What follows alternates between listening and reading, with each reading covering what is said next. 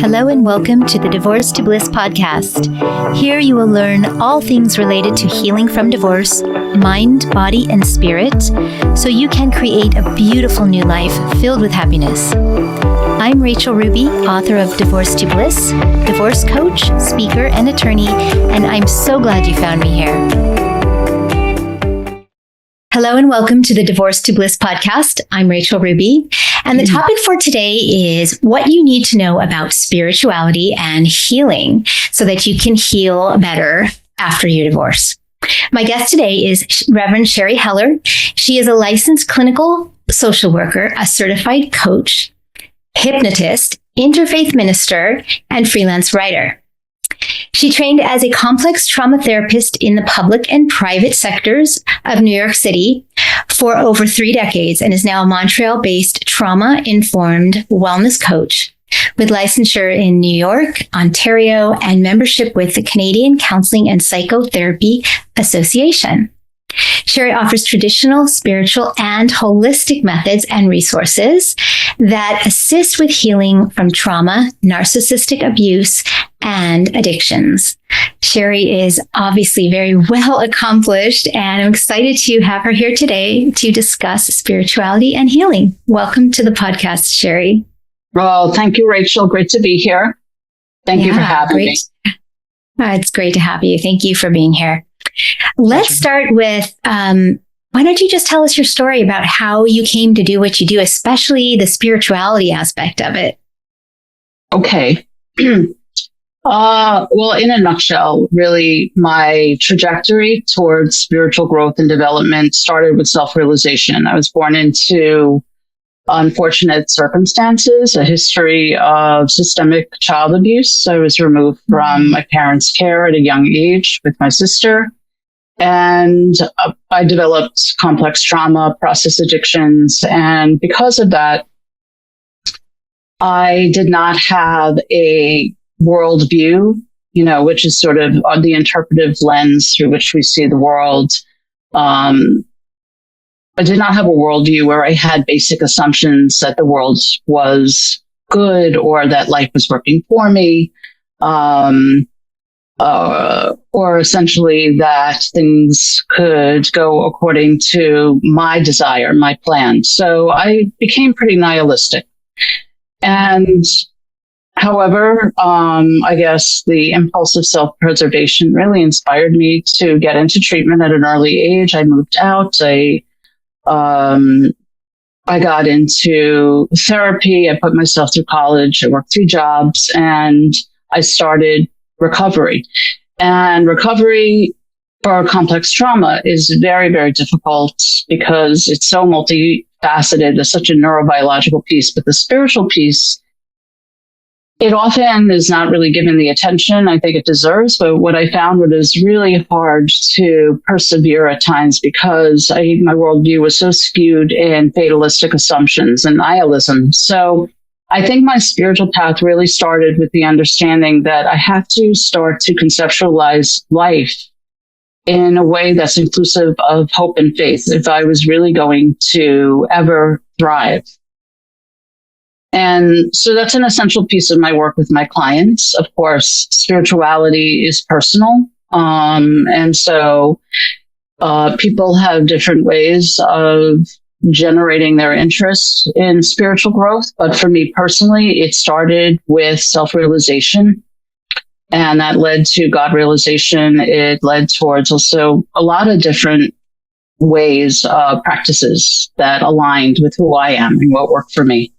So that's in a nutshell, but it's a really long process. And even when I finally entered seminary, and I was also already well into my recovery, it was not what I wanted it to be or what I planned it to be. It was a very dark descent, and I really thought it was all going to be love and light, and I was going to be having this transcendent, ephemeral experience, and that wasn't what it was at all. It was actually exactly what I needed it to be, to go deeper into my transformation, my evolution.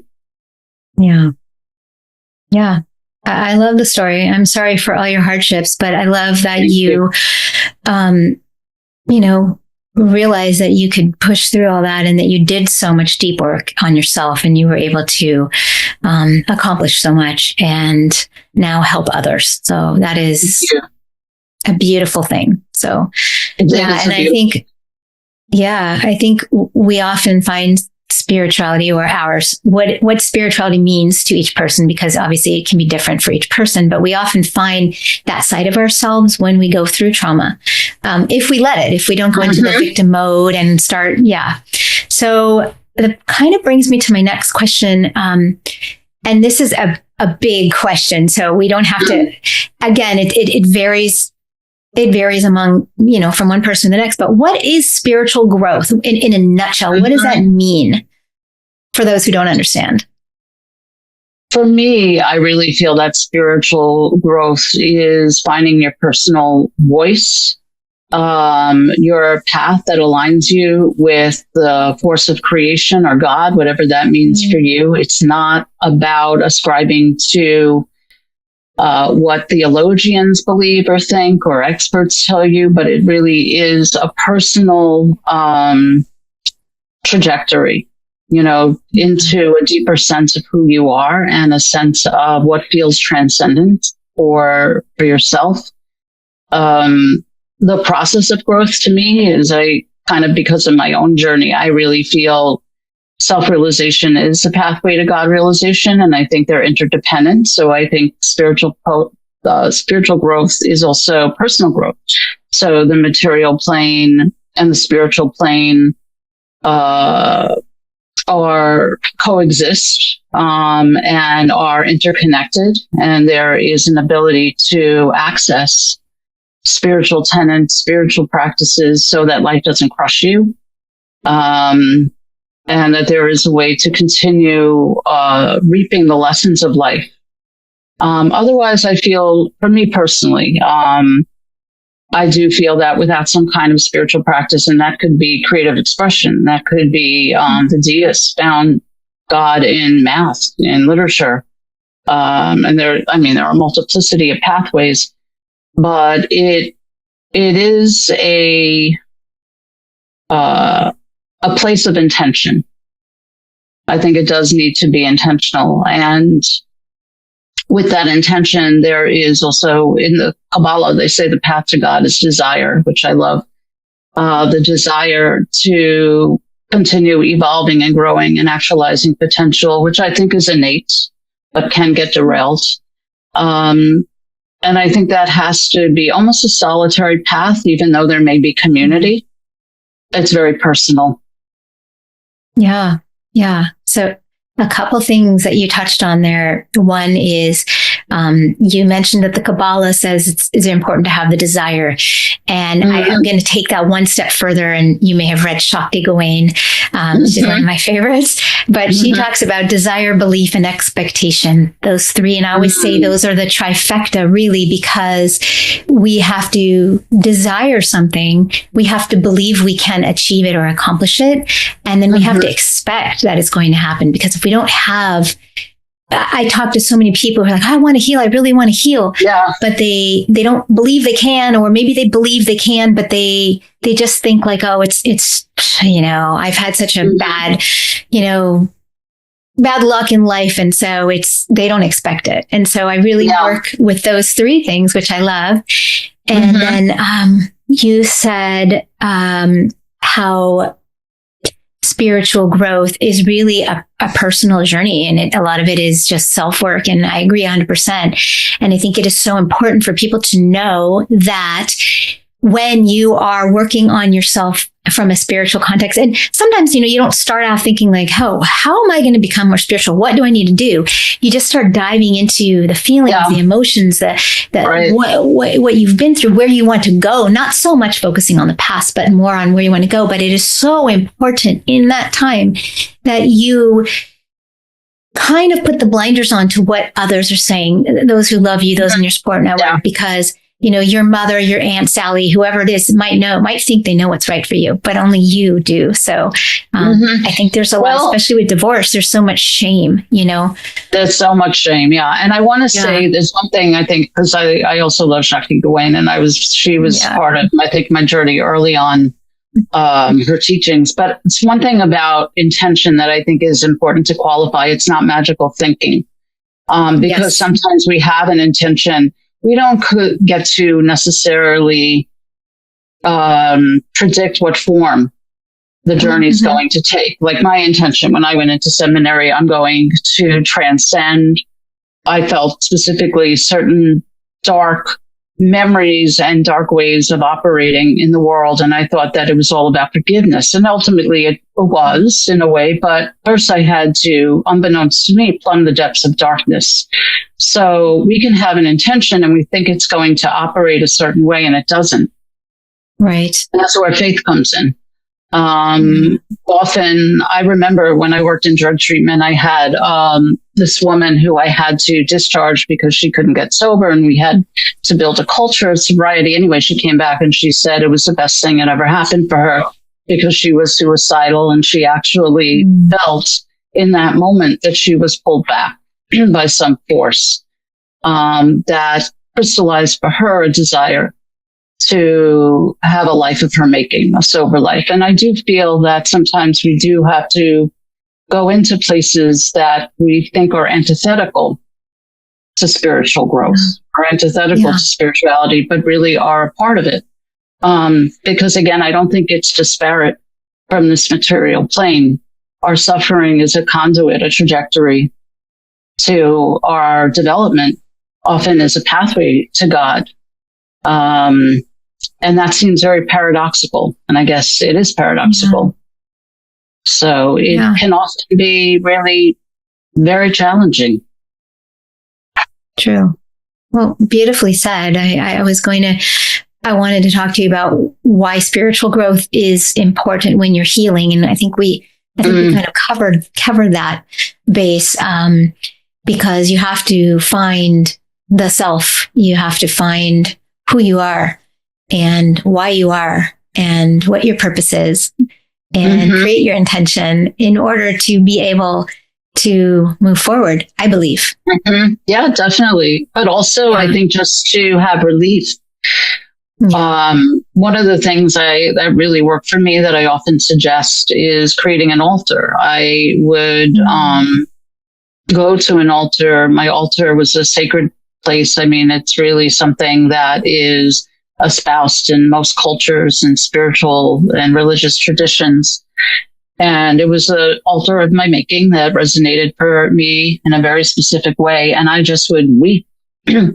I would pray. I would meditate. I felt sometimes racked with pain. I've had some weird experiences like that, just energetically, where I would feel myself go through a kind of detox, and I would just cry, and I would cry probably for 2 years at my altar, and that's what needed to happen.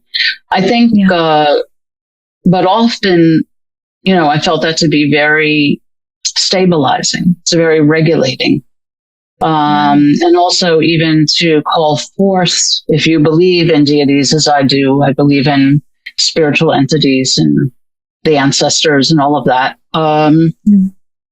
It's important to feel that one has a place in the universe, that this isn't pointless, that you're not just aimlessly kind of flailing. So to me, spiritual practice is very grounding. And very comforting. I think also energetically, it allows one to just have an organic healing. To move through a lot of memories, a lot of experiences energetically. That kind of touches on what I was going to ask also about whether the spirituality kind of happens organically while we are healing, or I guess when we're dedicating to that healing practice. And I feel that it does. I feel that it does. Like I said, I've had people say to me, like, well, I don't believe in God, or, how can spirituality be part of healing? And I always say, well, healing is a whole, it's body, mind, and spirit. You don't just, heal your body. If you had a trauma, you have to heal the mind, the emotions, the spirit. And I love your story of crying to your altar, because a lot of people, especially men, will hold in a lot of those feelings, and a lot of, especially I find when I mostly work with women, but when there's a client who has, there's been infidelity and there's a lot of anger and hurt and just, towards that former spouse. And I think that we need to just let those feelings out, because if we hold that in, it's affecting our energy. It's affecting our body, our mind, our spirit. Yeah. We might get sick. We might, whatever. I mean, there's so many things that come up from that. Mm-hmm. Yes, I think that there is severe trauma that is incurred from infidelity through divorce. And often people who don't necessarily have a reference point of spirituality, they don't need to. I mean, I really think it is an organic part of the healing in terms of opening oneself to service, to kindness, to having a deeper sense of compassion, even opening oneself up creatively, which I think is a conduit for creative and spiritual expression in the material world. I do think that is an energy. Yeah. And I'm an interfaith minister, but in my practice, I do not, unless someone asks me to, use that application per se. I don't necessarily, I might if someone wants to explore certain trajectories, forms of worship or practices, but mostly we talk about attaching to the abstract, for the ego to be able to hold on to something that feels, how to put it, like, comfortable, definitely comfortable beyond the pain that one is experiencing, is so important to remind oneself that there is a life beyond the despair, even if it's momentary, to keep building on that. And to also for me, when I went into my darkest place, that's when I produced, therapeutic theater for underserved women. And I think that, to me, I do feel that the more radical you are in going into your commitment to being a channel for your for everything that you embody and what you struggle with, is a spiritual act and is very transformative. But that's incremental. I think everyone does that in their own way. Yeah. True. Yeah. And again, I think with those who think that they don't need to find themselves spiritually, so to speak, and they don't need to incorporate a spiritual practice into their lives, into their healing, and then into their lives, that just signifies that those people need to do a lot more work than they probably think they do. So I think when there is so much after divorce, fear and sadness and a host of other negative emotions, it can make the healing journey seem really scary. And so some people, and unattainable. And so some people will just kind of retreat into not want to deal with that. But when does somebody know if or when they might need further help, such as therapy or coaching or, other types of guidance? At what point, when you're in that muck of, and I hate to say muck, but when you're just in the middle of that, flailing, as you said, trying to figure out, how do I move forward? At what point do you know, like, hey, I should go get some guidance here? Yeah, I think that's probably different for everybody. It is, but I think also some people it depends also on the conditions that led to the divorce. And I think also whether there was domestic violence or whether there was betrayal. But I have seen many people who really just feel they cannot reconceptualize their life beyond that they had with their former partner. They cannot envision a future. They even insulate themselves. They can't engage with their children. They can't engage with their work colleagues. There is a level of helplessness and depression that's paralyzing. Sometimes there's even physical complaints. People will come in with just extreme fatigue because they're so depressed. Yeah. Insomnia. I mean, so many, multiplicity of low energy symptoms. Mm-hmm. Yeah. Yeah, even self-harm. I mean, some people actually will start to self-harm with alcohol, with drugs, with reckless acting out. And at that point, I think it is important to humble oneself and to recognize when you have to avail yourself of additional support. And that could be a practice, a meditation practice, working with a life coach, working with a therapist, especially if there was extreme trauma or narcissistic abuse. Support groups are great also, I think, to align with other people who are going through something similar.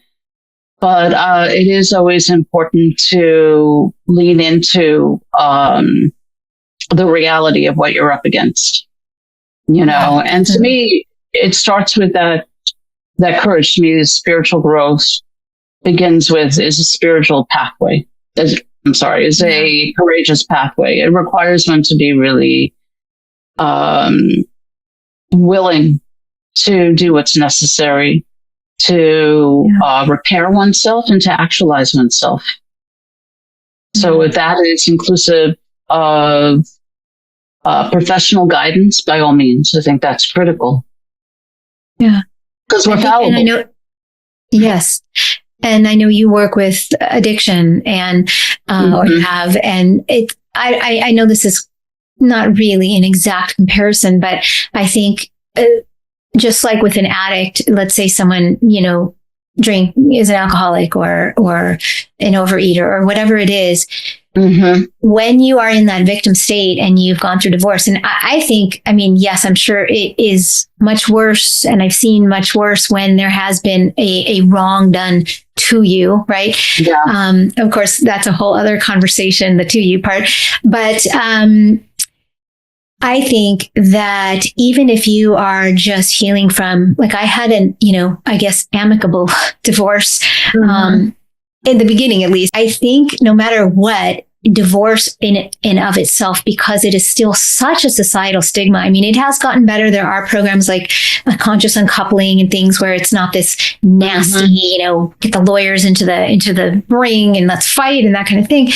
But regardless of what kind of divorce you went through, it's still a heart-wrenching thing to go through, because at one point you did love this person and you did want to spend your life with this person, and if you may have children with this person, and no matter what you went through, if you're in that victim state and you're just being pulled down, you might think, oh, I'll heal in time, but that is the time to get the help. And one other thing you mentioned about support groups, I think support groups are great, but I have the caveat for those, especially the ones online, like on Facebook, because I belong to probably 30 or 40 of those just to kind of see what's going on out there.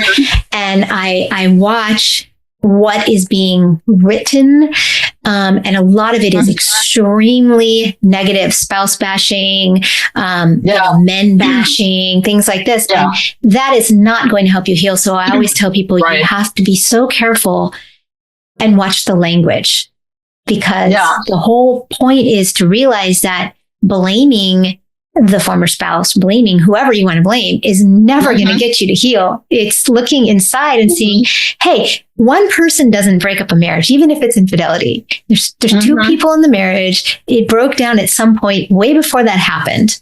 Okay. And, yes, you may be an angel and may have been a perfect wife, and your husband may still have cheated, but there's something you need to dive into to figure out what's going on. Why was this? There was a disconnect. I mean, whatever. I agree with you. I mean, because I'm thinking a lot about humanistic psychologist Carl Rogers. He said nothing can heal from a place of hate, and it's true. But of course, at the same time, I work with people who are trauma survivors. I had a lot of hate that I had to work through.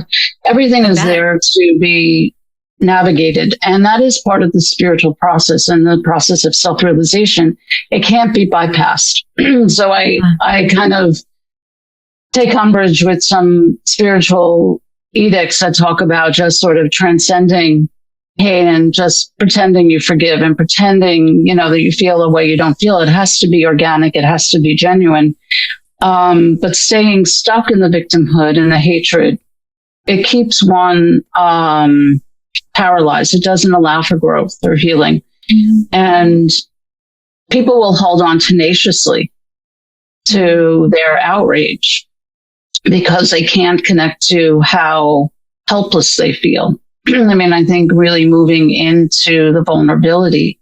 And that's, to me, I guess, where my weeping at the altar or surrendering, which surrender is such an important spiritual tenet, and along with humility, that was so critical, because there's so much shame that people have with feeling betrayed or left or victimized.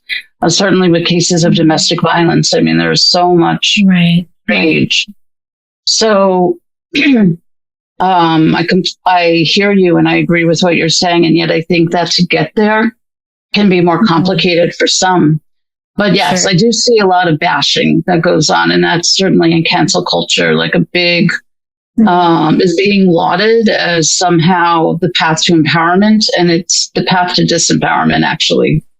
It does not lend itself to feeling peace, or a sense of connection to a personal vision for oneself. It keeps one tethered, actually, to the person who, the abuser, the former partner, however you want to conceptualize them. It doesn't allow for letting go. True. Although if it's used constructively, it will. If the rage is used constructively, it will foster separation. If it's not used constructively, it will become destructive. And that sounds like something that someone would definitely need help with, because I don't know how many people being in that victim state would be able to differentiate between what is the constructive versus the deconstructive use of the rage and the emotion and all of that. So if somebody is experiencing, and again, just I want to bring up what you mentioned about abusive situations, abusive marriages, because I did a podcast with on healing from divorce after an abusive marriage, and that is a very different situation, obviously. Yeah. And I think that situation needs help from day one, because I think a lot of coming out of that is hard to navigate on one's own, especially when there are children involved and you're trying to parent with that other abusive parent. And as I was told by those gals on the other podcast, you can't co-parent with an abusive ex. It's impossible. So you can share the responsibilities. Everything has to be very, very tight as far as what happens and what happens if someone gets sick and can't come pick up whatever. Anyway, but I digress. When somebody does realize that they need help, how does one know what kind of help? Like, there's so many different types out there now. It used to just be traditional therapy. Now we have holistic approach, and we have life coaches or, healing coaches like myself. And there's so many different ways to go. Is it just what you feel is best for you? Should you try out different things? How do you know? Yeah. I mean, I'm such an advocate for integrative medicine, which is more holistic and combines conventional Western medicine with all these holistic methodologies and energy work. But I do think if you have clinical depression, if you're dealing with complex trauma, if you're having panic attacks, you should seek out psychological help. I personally see psychological help as a spiritual path because it conceptualizes the mind and the body and the spirit as a kind of energy force. I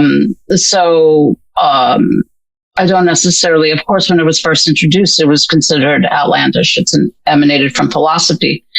But I really encourage people to explore everything and anything. Sensory motor work, I think, is amazing because it really deals with the wisdom of the body. But again, I like the triformis of mind, body, spirit. And people, I think, tend to get caught up. A lot of people get caught up in the cognitive. They want to have all this kind of intellectual understanding of things. and are not willing to necessarily submerge themselves in spiritual practices or even psychological practices, or even body work. But I say do all of it. Try all of it. I agree. I know I had a phenomenal energy worker. She moved away. She still does it via Zoom, but I liked the hands-on. And every time I would go see her, I'd walk out and it just the release throughout the whole session, but just for days afterwards, I felt like I was just shedding, and it was such a release emotionally for me. And I felt it physically too, because, again, you hold that stress in your shoulders or in your hips or wherever it sits with you, and helps with sleep and all that. So there's so many amazing people out there, bodywork people and energy workers. And, so I always, my father was a clinical psychologist his whole life. So, I do believe in therapy. I do think just like in any field, there are good ones and not so good ones. So you really have to, find someone that you connect with. Otherwise you're not going to have a positive experience. And then you might, I've had some people who've said to me, I went to this person and they just did not help me. And both coaches and therapists. And I just decided I didn't need to do that anymore. But don't give up, because, like you said, try different things. Well, from a spiritual perspective, I want to say that to me, because I have a mentor I work with, and I just feel that kind of relationship is sacred. And I do see it as a space where someone is a witness for you, to facilitate your evolution as a human being, as a spiritual being. It's important to really feel that there is love and that there is caring. That has to be, if it's not there, I just don't feel that is going to galvanize growth and healing. And on the baseline level, one has to feel safe. So if you are going to seek out any practitioner, whether it's a coach or a body worker or a therapist, if you don't feel safe with them, then it's not right. Yeah. Very true.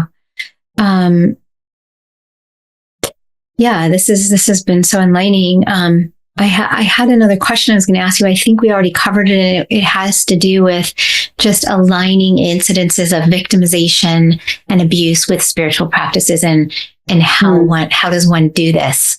But I think that comes through within the practices with whatever help you're getting in learning how to function as a human being outside of just, I am the victim, I am the abused person, right? And just realizing that I have control over me, and that I can create a new and higher version of myself, and a new and a beautiful life, right? I don't know if you want to add anything to that.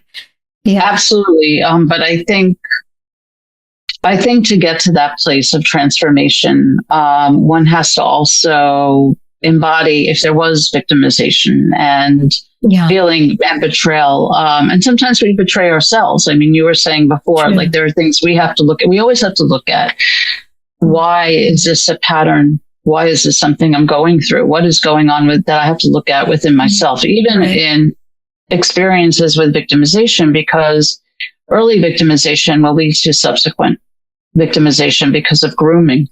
If someone, like I work with a lot of people who are empaths, and they have very magical ideas about human nature. And I was like, well, I hate to break the news to you, but I think we have to look at evil in the human condition. And in certain instances, I mean, there are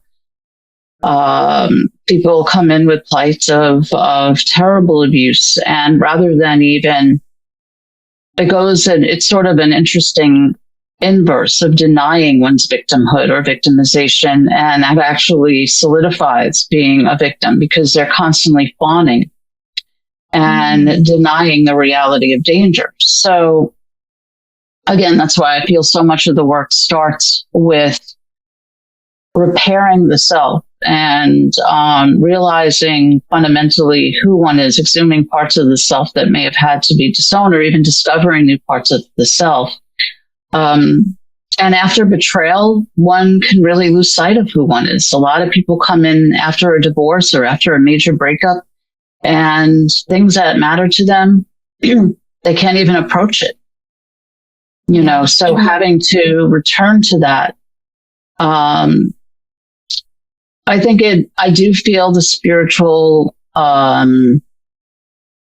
tenets, stories. I love reading, so I love mythology, and I love some of the stories like Arjuna from the Bhagavad Gita, or even Exodus, and looking at how am I a pharaoh? How do I keep myself enslaved? And interpreting these repositories of wisdom that we have available to us to see ourselves. But we have to be willing to look at ourselves. We have to start from that place. Yeah. Yeah. Really powerful, words and things to think about if you are starting that healing process or wanting to start that healing process. And like you said, there is a darkness, and you just have to know that if you do the work, at some point you'll start to see little bits of light come in, and that will keep growing the more you keep working. So it's, nothing good is supposed to be easy, right? Right. I agree with that. We are more grateful for it and more appreciative of it when we've worked so hard to get to that end result. And I think it's all about the gratitude, which of course plays a huge part in the whole healing journey. It's all about the gratitude and the self-love and acting from the love, because that's all part of the healing process. So it absolutely is. And I think that's why it's such a critical piece. Self-love, I think, is, even if you don't feel it, even just acting as if and mobilizing yourself to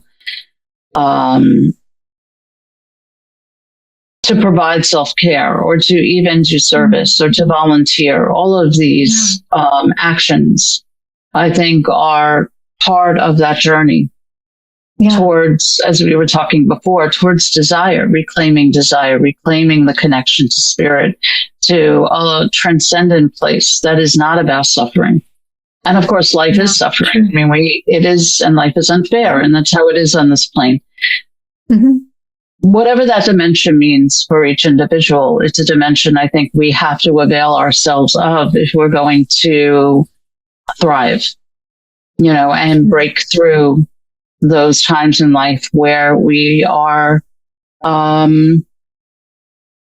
there's chaos or crisis. Yeah. True. Yes. I mean, I love the idea of writing in a journal and starting at the beginning, when maybe you're in the victim state and your journal is angry, and there's X's and exclamation points everywhere, and some not so choicey words, and whatever you feel, you're putting it out there, because of course we want to feel the feelings and get them out, not hide them. So for me, that was so powerful as I went through. I took 2 years post-divorce, and the whole year of the last year of my marriage really started healing at that point. And so I spent 3 years.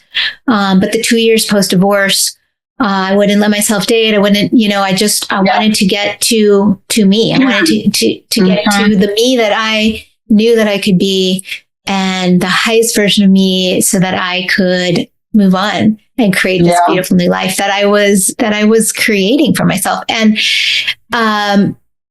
writing in that journal and looking back, and still now and then, sometimes it's been 4 years since I left my marriage, but I will look back and say, oh my gosh, like, because so many, some of my clients will say, I don't feel like I'm getting anywhere. And if you're writing in that journal and you look back and you see, it's baby steps. I always say baby steps. And you see, like, even a month ago, you were feeling this, but look, now you've kind of moved forward from that. And now you're focused on something else because that part of your journey is, you feel better about it, right? So, yes, it's great. I mean, I can't countless books of journals. I journaled and journaled and journaled. And I do think when you record your journey, you are honoring your experience, you're elevating it. And that's why I did the theater piece for underserved women, because I feel everyone has a story to tell. And we really have to create meaning out of our stories, and to know even that painful period is going to offer deeper truths and lessons and complexity that's going to enhance one's life down the line. I know that sounds very Pollyannish, and I'm not, and but I think it's cathartic. It's It's not an easy thing to do. And I hear from you that you are so committed. It requires a very profound commitment. And to me, that is an act of self-love. And I believe my prayer always starts with, God, show me how much you love me. And so I feel that everything I do for myself is a homage to God, to divinity. Yeah. I feel the same way. And, there's many times where I feel stuck on something, and I'll say, pray and say, show me the way. Show me the way. Give me a sign. It's like, you're in the fork in the road, and you think I should go this way, but you're not really sure because this way is beckoning a little bit, and you want to, and we don't always know. Sometimes we'll go the wrong way and make a mistake, and that's fine. That's part of life. It's part of learning. And you have to focus on the lessons you learn from that, not on the fact that you didn't go the right way. Right? So it's all in the perspective. Yes. Right? And these are spiritual principles of faith and patience, compassion, all these applications. One of the most profound things I experienced in seminary for me was writing. We had to write our ethics. And I thought it was just such a mundane kind of assignment, but it was so profound because it gave me a blueprint to operate from. And I think when we get really clear with ourselves of what we want to emulate, what we want to aspire to, and apply that to our healing process, it is just exponentially more powerful. It's also very grounding, Yes. It offers, there is, how to put it, there is a paradigm to operate from. There are principles, there are edicts, there are kind of moral imperatives that can instruct us, that can keep us on path, kind of keep us, clear about where we're going and what we're doing. And I think that gives us hope. Yes. Right? Yeah. And if we have the hope and we have the desire and the belief and the expectation, and we can do it and we can move forward. And sometimes it takes a while to get to that, to come to that realization or to accept that realization. But keep those baby steps coming, because eventually if you keep doing it, you will get there. And absolutely. That is, it's a beautiful place. So thank you for all of this. This has been such a wonderful conversation and eye-opening. And I love to shed light on the spiritual aspect of healing, because spirituality is part of life. Yeah. And you've been just a wealth of information and a great resource. Hey, thank you. Yeah. Oh, thank you, Rachel. And I'm so glad that you're including this on your platform for your audience, because it's so important. Yes, I agree. And I'm going to put the links up on the screen for those who are watching the podcast, and for those who are listening on various audio channels, it will be in the show notes. So you can learn more about Sheri and where to connect with her. And I thank you for being here with me today and for sharing all of this. Yeah. My pleasure. It's been great. Yeah, thank you.